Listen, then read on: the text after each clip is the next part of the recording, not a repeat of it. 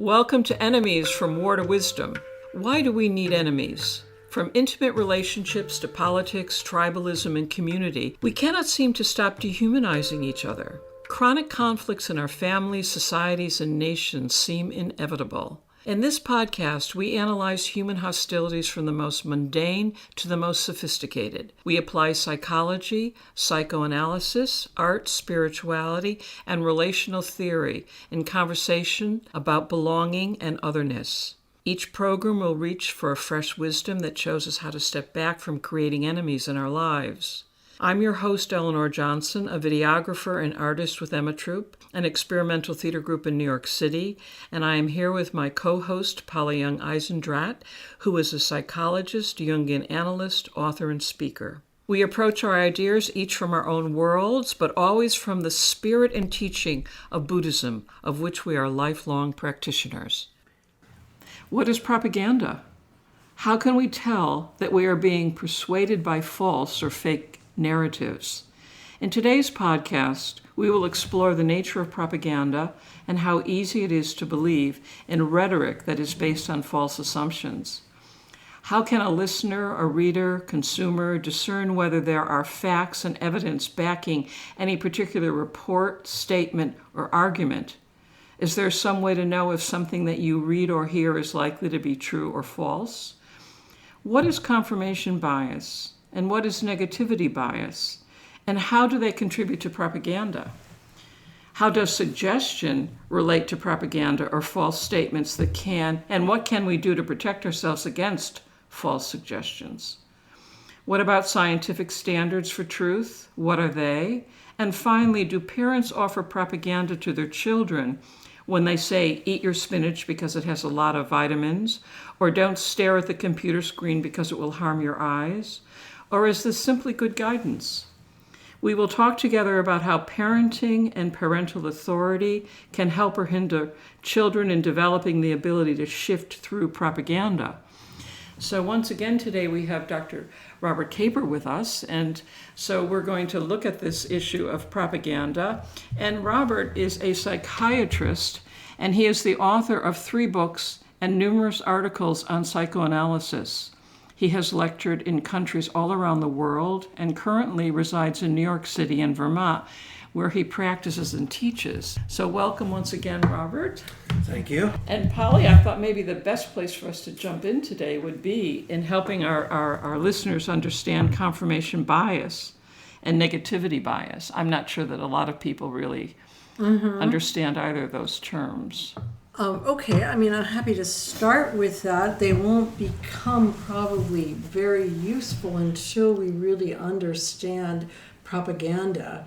But I'll do a quick run through. Confirmation bias has been studied by cognitive scientists, by philosophers, by scientists, by media people.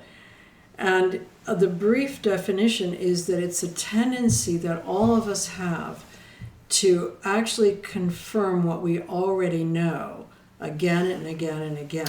That's helpful. So that if you think of it from a developmental point of view, so I follow Piaget's ideas, we tend to affirm our paradigm of experience again and again. So rather than seeing something that's different and saying, oh, I don't know about that, we just assimilate it into what we already know. And we say, oh yeah, that's I know one of those. Oh yeah, I've seen that sort of thing before. I know exactly what that is. So this idea of assimilating to your schemas or to the frame of reference, your assumptions, and then when you stop assimilating, like, I don't know what's going on, that's called accommodation, where you have to stop just knowing what's going on and say, oh, I don't know what's going on. Hey, what's going on? And that is what people do rarely. Right. Most of the time, starting when we're very young, it benefits our survival to assimilate everything to what we already know and accommodate only when we have to. So that puts us, even as youngsters, in the framework of over-confirming what we know and assuming we know what's going on. And that actually leads to all sorts of mistakes in our logic and in our perceptions. But we don't stop doing it because it makes it sort of an easier way to live than to go around every day saying, I have no idea whether I'm going to live through the whole day or not. We just assimilate everything. Oh, this is just a regular day and everything, I understand everything that's going on. So that's like a short sort of... that's helpful, thank you. But then I will also talk negativity bias. And then, so negativity bias is the tendency to remember what doesn't work. There's also a positivity bias, so it's not by itself, but it's a tendency, and most people have this tendency of, I think certainly in Western societies, perhaps in all societies, to remember what doesn't work, what goes wrong, what hurt you, harmed you, what you didn't like, and to notice those things much more often than you notice what does work, what works well, what actually supports you, what you should be grateful for, and so on. Those things sort of slip by. And instead you notice what's not working. So you tend to have, as a human being, this might not be obvious to people, a more critical eye than you do have a more grateful eye, let's say. You notice what is not going well, and you notice where you are having difficulty and where you're hurt and harmed. So you have a negativity bias in your overall perception, and you also have a negativity bias in your memory, that you remember things that you didn't like or that went against you and so on. So both of those biases function in regard to propaganda. Certainly, but so yes. we can launch from there into talking to Robert about propaganda because he writes about it. Yeah. So I wonder if you would just kind of define propaganda and suggestion and then talk about how they function, in regard to media, advertising. Everybody, I think, knows advertising, but media, marketing, and then science and medicine and whatever else. I'd like to just say, because I didn't mention this time, we did in our last broadcast together, in Robert's book, Beyond and Thoughts Too Deep for Words, one of the things I wrote down from this book, which I love, is something that you said, Robert, where propaganda's intent is to circumvent thought and reflection, and it undermines learning from experience. The propagandist intends to dominate another's mind precisely to prevent him or her from originating his or her own thoughts. And I just thought, wow, that was such a it was so clear. It was so clear. I think you've answered Polly's question. I couldn't do better. You have to unpack that now because with your in your own words, with your great wisdom, Robert. You answered my question in your words. Okay. I think most people, again, may think of propaganda as something that's heavily loaded, like on a billboard or coming out of a bullhorn, or it's something that's being. You're talking. Those are sort of gross and blatant forms of propaganda, and I think the same is true of political battles. There's a modern version of that old adage that I read recently that goes, science plus politics equals politics. Yeah, right. Those are gross examples, and the kind of propaganda I'm talking about in the book are much more subtle and usually unconscious. I mean, what we think of in these gross examples of propaganda are consciously and carefully contrived, very cleverly contrived to kind of scare people or seduce people into something, or to stop them from thinking, because they're going with their fear, or they're going with their excitement, or something like that. We do that unconsciously, and it's no less clever because we learn through experience with people how to do it. And some of us are better than others, but everyone knows how to do it. So what I'm interested in this book is really interactions between people, and there's some There's some interesting scientific work that goes back to the 60s about how people can influence each other unconsciously without them knowing they're doing it and without the other person knowing they're doing it. And some of this work has to do with the work of a man named Condon, who filmed two adults having a conversation, high-speed cinematography. This was back in the 60s. That was the technology. And discovered that someone who's speaking makes very subtle movements in time with the speech, with the rhythm of the speech. They're so subtle that you really have to slow things down a lot with high-speed camera work to see it. Furthermore, the person listening makes similar movements in response to the rhythm of the speaker. But what was most surprising and I think kind of amazing about this work is this also happens if the listener is 2 days old. He had a number of babies between 2 days and 2 weeks of age, and he saw that they also, for extended periods of time, I think strings of 86 words or something, they kept time with their bodily movements, and that this was obviously true whatever language was being spoken. It did not happen with babies in response to rhythmic sounds, like tapping sounds. And if you recorded it happened in response to recorded speech as well as live speech. So it wasn't, cues given by the speakers, because it worked when the sound was coming from a tape recorder. But if you took the tape and you chopped it up into little pieces and reassembled the tape so that these were human voice sounds, but they did not mean anything, you didn't get that effect. So it's a very spooky result, which is that, babies as young as 2 days of age somehow know, they don't know it, I don't know if they're conscious of it, but I'm not saying that, but their bodies respond to meaningful human speech. And only to meaningful human speech in this way. So that's one piece of work. Another piece of old experimental work, lab work, was done by a man named Tronick. It's a famous experiment called the still face experiment, in which had mothers and their babies, and the baby would be propped up in a little seat facing the mother, and the mother would interact and coo and talk and do these normal things that you do with babies, and the baby would be cooing and smiling back and talking. And then the experimenter told the mother, okay, now I want you to be silent and keep a perfectly expressionless face for 3 minutes. So she did.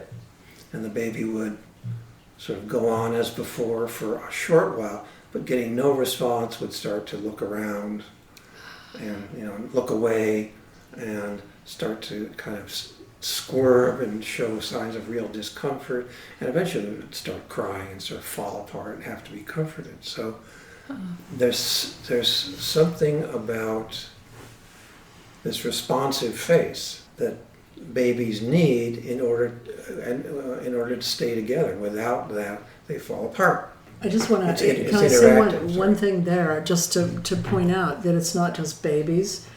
John Gottman's work on couples has both of these categories that you're talking about. The one is the slight movement. He videotaped thousands of couples, and then he slowed the videos down. He had them sitting in chairs with a camera right on them, both of them, and he'd have them talk about a small conflict or disagreement. And then he videoed their faces close up, and he also measured how much they shifted around in the seat. And he could tell after 15 minutes with 98% accuracy whether they were going to split up or not, because of the subtle movements in their faces and their bodies when they were disagreeing. And he was trying to pick up contempt and hostility, not from their words at all, but from the ways that they shifted their eyes and so on. The body language. So they were communicating at that level of the infant, and they were communicating at a level that was too deep for words. And then similarly, he ran videotapes of couples in their apartments for weekends. And so he has, again, like he followed 1,400 couples for thousands of hours, and he found that if one person made a bid for attention, hey, how you doing, or just saying hi, and the other person didn't respond to the bid, that their chances of separating were much higher. Because again, the blank response to the bid actually made the person who made the bid, like the baby is bidding, and the mother does nothing. And then the person who gets the blank does essentially the same thing as the infant. The person turns away, they're irritated, they're upset. It's not that the other person has said anything, they haven't. But the person who made the bid is actually reacting to it. It's kind of like Beyond sitting in the room not saying anything, It's like there's a reaction to that blankness. It's not a nothing burger, for adults, because we're communicating in ways outside of words, just like the infant and the mother did. So it's a similar kind of result for his research on couples that I think is really interesting when you put it together with Tronick's work, because it makes complete sense, I think. Well, that's precisely right. And the importance of this is that this level of communication, if you want to call it that, it's not exactly communication, on a very deep level and on an emotional level. So you can have an emotional impact on another person, another adult, that's much more subtle. You don't have to do as much as babies require because they're not reading you quite as well. But over years and years, we get to be able to read people pretty well. And so a lifted eyebrow, or a rolled eye, or, for example, someone's talking to you and you say, positive. Right? You say, oh. Yeah. That's all it takes. Right. And the feeling that the other person gets from that is completely different. And so that's a level I got interested in. That's a level of communication I got interested in, because it's as you say, it's certainly present in adults, and it's present in a very powerful way, and it's so subtle that it can fly under the radar of everybody. Nobody knows they're doing it, and people don't know they're doing it, people don't know they're seeing it or hearing it or whatever it is. It goes unnoticed, but it certainly has a powerful effect. Psychoanalysis started with suggestion, started with hypnosis, which is a form of suggestion, but it was very gross, it was very crude. The old 19th century practitioners of suggestion would kind of overpower people with the force of their personality and plant, with a spade almost, suggestions in their minds. Now we have a much better grasp of what suggestion is and how subtle it can be, and how this old way of suggestion, a very crude instrument compared to what we have now. And this kind of interaction goes on constantly between people. And it forms a basis for people kind of uniting with each other, and it forms a basis for people uniting against other people. And it's not communication per se. I said before, I didn't think communication was quite the right word. It's something more like synchronization. People read each other, and it's much easier to sync up with the other person than not to, especially with certain, when what's at stake are certain powerful needs of people. So we were talking the last time about Beyond's basic assumption groups, that a couple forms a basic assumption group. Right? There's a certain things that need to be conveyed and need to be communicated back and forth. And if they're not, it's very uncomfortable. If you've ever had the experience of being shunned by a group of people, where this kind of back and forth and rapport is not happening, synchronization is not happening, you know how terrible that is, how powerful that is, and how you really will do almost anything to avoid it. So I want to just break in here, because when you said if you've ever had the experience of being shunned, today I was talking, and earlier I talked to Diana Johnstone about how people are regulated now, particularly by sort of liberal conversational standards. If somebody disagrees with whatever the ideology is, they're shunned. And it may be subtle or it may be distinct. Somebody today that I was interviewing said that over the holiday, she was with some people in California, where somebody in the group, there was a Thanksgiving celebration, had clearly a couple were clearly, she said, Republicans. Everybody else was clearly a Democrat. The Republicans never said anything to indicate that they had, say, voted for Trump. But everybody in the group, she said, she was sure, thought that they had. And nobody asked the Republicans almost any questions. They were definitely left out of the group. So she ended up talking to the man and the couple. He's a very well-known person who started a company and so on. And he said, it just seems impossible anymore to have conversations with educated people because everything is regulated. But nobody had said anything specific. It was just that sense of being left out of the group with certain sounds. She said people would say, but then not go into any, real interchange. So that sense of being monitored through a sort of propaganda of ideas is really very strong. I think especially in sort of liberal, neoliberal, progressive circles, there are certain topics you can't talk about. There are certain things you can't say. Nobody says you can't say them, but you don't get any responses. And so it's just exactly what you're saying. There's a kind of group shunning. People pick it up, and there's this sense of, wow, there must be only one way to think about things. Yeah, and I think that happens regardless of politics. But what I'm interested in is the power of it. Yeah.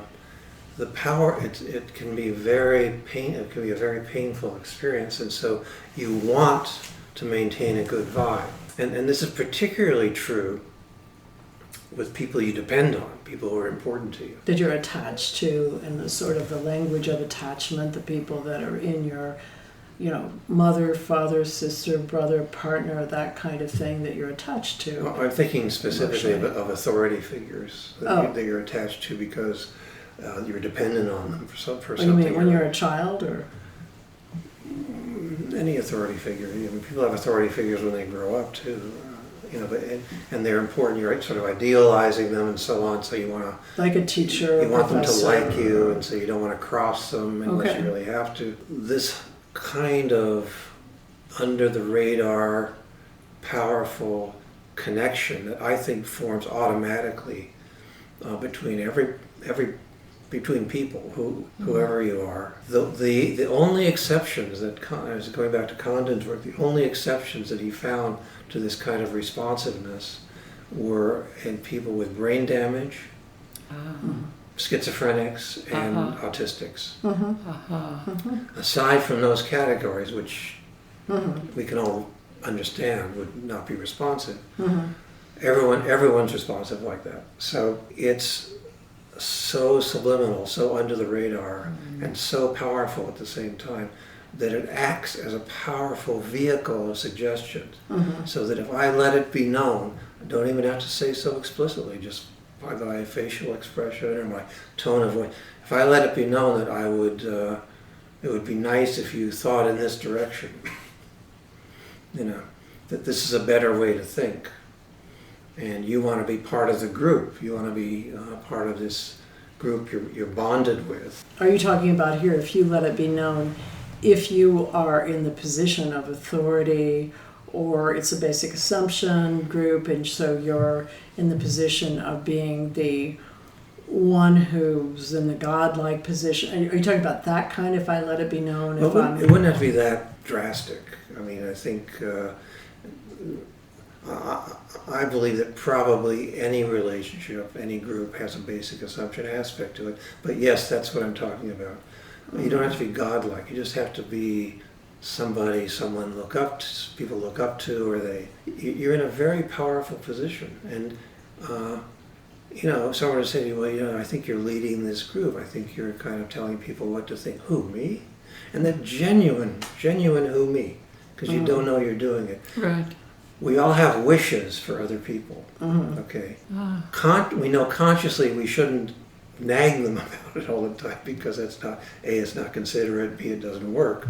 But we all have wishes, and we can express these wishes unconsciously using this channel of communication, and have a very powerful effect. And we don't even know we're doing it. So the who, me can be quite genuine. Okay? And it goes back and forth. It's not just one person or another, because people who depend on each other are in a position to do that. It's technically, in psychoanalytic terminology, it's known as projective identification. Right. But that's one of the ways that suggestion works. And then the question is two sentences. The question is, what, if anything, can be done other than that? Okay. That's the question for psychoanalysis. So one thing that I would say, though, and I think this is important, I really do, I think those wishes that we have for others tend to be mostly in our close relationships.